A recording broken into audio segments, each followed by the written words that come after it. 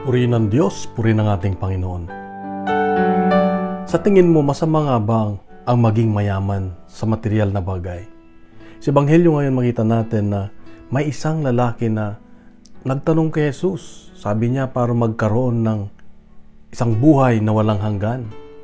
At ang tugon ni Jesus, ibenta mo lahat ang iyong ari-arian at ang iyong pinagbentahan ay ibigay sa mga dukha.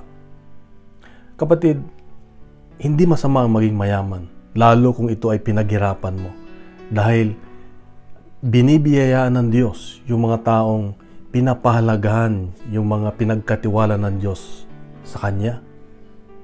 Kaya lang, kung ang yaman na yan ay lagi mong iniisip na dahil sa galing mo, sa kalakasan mo, dahil ikaw ang gumawa nito at nakakalimutan mo ang Diyos, yun ang unang masama.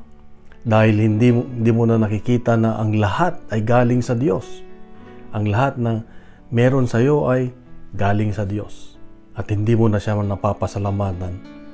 Pangalawa ay ang binibigyan ng diin ng Diyos sa Ebanghelyo ngayon ay hindi lang yung pagpapayaman sa mga material na bagay, pero mas higit yung pagpapayaman sa ating mga kayamanan sa langit, yung ating spiritual na pangailangan.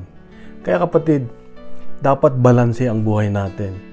Yung mga biyayang na tatanggap natin ay hindi para sa atin lang, kundi ito ay naibabahagi at naitutulong sa iba. Tayo ay pinagdadaanan lang, dumadaan lang sa atin ang biyaya ng Diyos para sa iba. Pangalawa ay dapat nating pasalamatan ng Diyos dahil ang lahat ay galing sa Kanya. At pangatlo ay hanapin natin yung kayamanan, yung pagtrabahuhan natin lagi ang kayamanan na magdadala sa atin sa langit.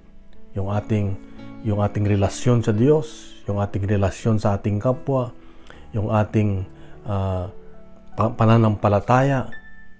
Yan ang pinakamahalaga na kayamanan na dapat meron tayo. At ang pinakamahalaga sa lahat ay ang maging kayamanan natin ay ang Diyos mismo. Dahil kung nasa atin si Jesus, ang ating Diyos, tayo ang pinakamayaman sa lahat. Isang mapagpalang araw sa iyo at sa iyong mga mahal sa buhay, kapatid.